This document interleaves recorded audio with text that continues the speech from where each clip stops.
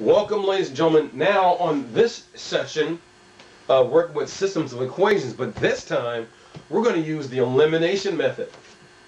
As we previously looked at, we looked at the substitution method to see the common point where two lines are going to intersect when they have different slopes. So now revisiting this, we need to just do a quick check to make sure that these equations have different slopes. Because if they do have different slopes, then we do know that those two lines are going to intersect at a common point. So let's do a quick check again. As was given to you, whenever we have an equation in standard form of ax plus by equals the c, then the slope is given to us as m is equal to minus a over b. So we're looking at the coefficients of the x and y values. So let's do a quick check of equation 1.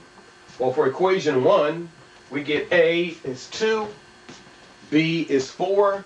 So the slope, and let's put that information over here as well. So the slope for equation 1 is going to be equal to minus 2 over 4, which is equal to negative 1/2. So the slope of equation 1 is negative 1/2. Do you see that?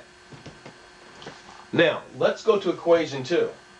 This is A, and that's B. B is negative 3, A is 7. So now, in this case, the slope for equation 2 is equal to minus A, which is 7, over b, which is negative 3. Now notice, I have negative times a negative. That's a positive, isn't it? Excellent, very good. So now, we're going to end up getting 7/3. And now, from our analysis here, we have just shown that these two lines have different slopes. Therefore, we do know that they will intersect at a common point. They're going to share a common x and y value, as we discovered and looked at in the section dealing with substitution methods.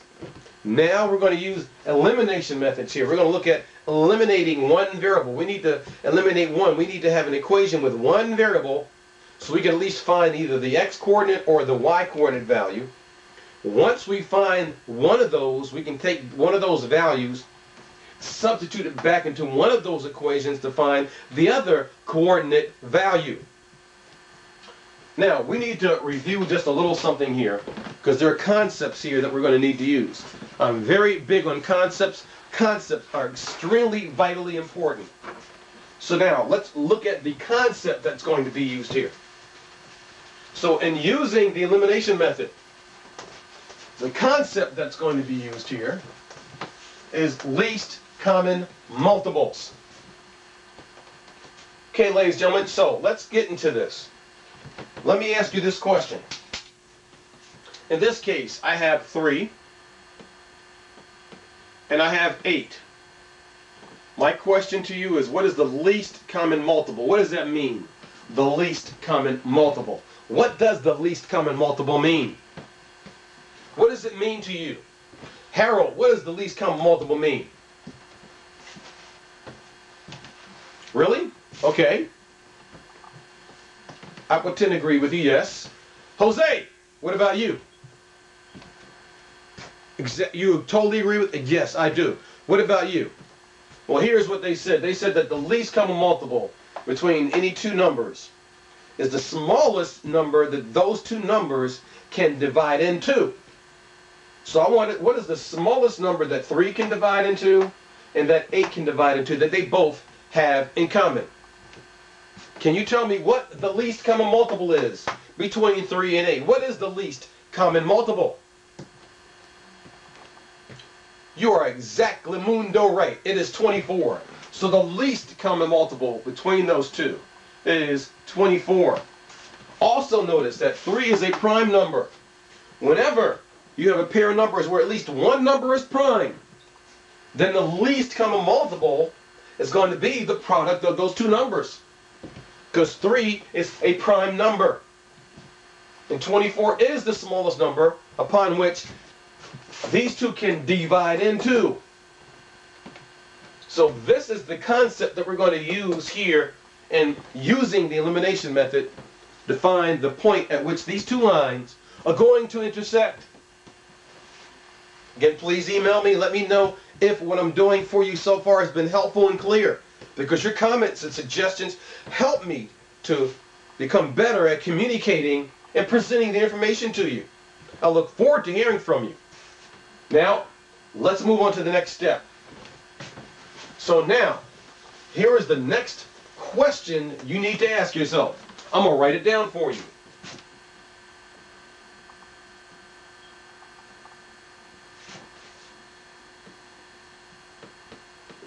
What variable do I, personalize this, do I want to eliminate? So make this personal. Ask yourself, what variable do I want to eliminate? Which one of those variables would you like to eliminate? We need to eliminate one of them, either the x or the y. Well, my personal preference is I would like to eliminate the y's. That's my personal preference. You could have decided to eliminate the x's. Either choice would be a correct choice. So now, here's the question. I'm going to look at the coefficients of those y's. Now, two important things is, first of all, the coefficient of the first equation in y is 4. The coefficient of the second equation of y is 3. So now, let's step back. And there's important things here. Once you choose the variables that you want to eliminate, we've chosen to eliminate the y's in these two equations here. And those two expressions must be opposite in sign of one another. And you're going to find out a little later on why. So now, my next question to you is I'm going to look at just the positives of this. What is the least common multiple between 3 and 4? What is the smallest number that those two numbers can divide into? What is the smallest number that those two numbers have in common that they can both divide into? Jacqueline, can you tell me? Ah, yes, I agree. Harry, do you agree with that? Very good. Yes, good job. What about you? Is that what you said? They said that the least common multiple between these two numbers is 12. Do you agree with that? Excellent. Yes, it is. You are absolutely correct. But, I mean, you've been such a good speaker today. Excellent. Let's take a look. So the least common multiple between 3 and 4 is 12. And doing a quick check, these two terms are an opposite sign of each other. So far, we're in good company. We found the least common multiple, and these two terms, these two expressions, are opposite in sign. Well, now that I know that the least common multiple between these two numbers is 12, here's the next question you're asking yourself. What do I need to multiply 4 by so that it's going to give me 12? 4 times what is 12? The answer is here. In this case, 3 is a prime number. So again, I multiply these two together, so I must multiply 4 by 3 to get 12. Well, if I'm going to do that, since this is an equation, I must multiply the entire equation by 3. You want to see me do that? All right, watch this. So now, I'm going to take 3 and multiply the entire first equation by 3. So let me show you that. So I get 2x plus 4y, that is equal to 40. Let's go ahead and multiply. 3 times 2, well, that's 6x. 3 times 4, that is 12y. 3 times 40, well, that's equal to 120. Is that good? Okay. Yes, it is. Now, I'm going to show you something else as well. I noticed that these numbers are all divisible by 2. I could have chosen to simplify that further by reducing each term by dividing by 2. But right now, I'm going to continue to move forward with what I'm doing right now. Okay, now, the next step is, what times 3 is 12? What do I need to multiply the 3 by to get 12? Yes, 4 times 3. We all know that. So, let's go ahead and take a look. I'm going to multiply this entire equation, equation 2, by 4 because I know that 4 times 3 is 12. So let me show that. So now I get 4 times 7x minus 3y. That's equal to 4. Now each term in here is going to be multiplied by that 4. So I'm going to do the distributive property. 4 times 7x, 4 times 3y, and 4 times 4. So let's do it with me, please. Are you ready? Very good. Ready, set, go! 4 times 7. That is 28x. Is that correct? Good. 4 times that negative 3y. That is excellent. Negative 12y. Very good. Good job. Excellent. 4 times that 4 is, I hear you. Yes, it is. It's 16. Correctamundo. So now we have our two equations where the y terms have the same least common multiple. So now in blue, what I'm going to do is I'm going to stop. I'd like you to pause the video. Please copy what we have done so far. If there is anything here that I've done so far, please email me and I will gladly respond to your question or your concern. So please pause the video, copy this, and then we're going to move on. Is that good? Okay, let me move out of your way.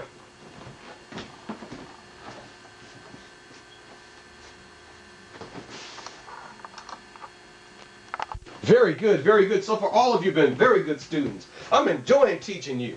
You make teaching so much fun and exciting. I'm enjoying this. Okay, now the next step, let's put our work together. See, you got me so excited, I almost got tie-tongue. So, now, ladies and gentlemen, let's take a look. Okay, we have our first equation here of, here's what we have. We have the equation of 6x plus 12y. That is equal to 120. Then from the second equation, by multiplying it by 4, we ended up with 28x minus 12y equals 16. Okay, ladies and gentlemen, now what do you think I'm going to do with those two equations? What was the purpose of finding the least common multiples?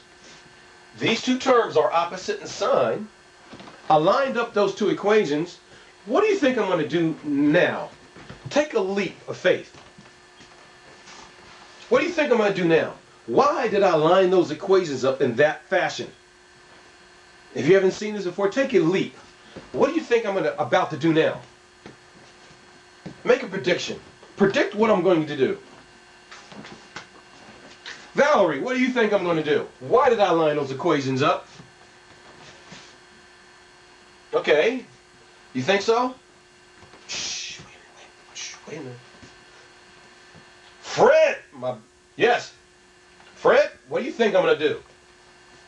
I like that name, Fred. Haha. That's a good name. Okay, that's why you... Okay, here's what they...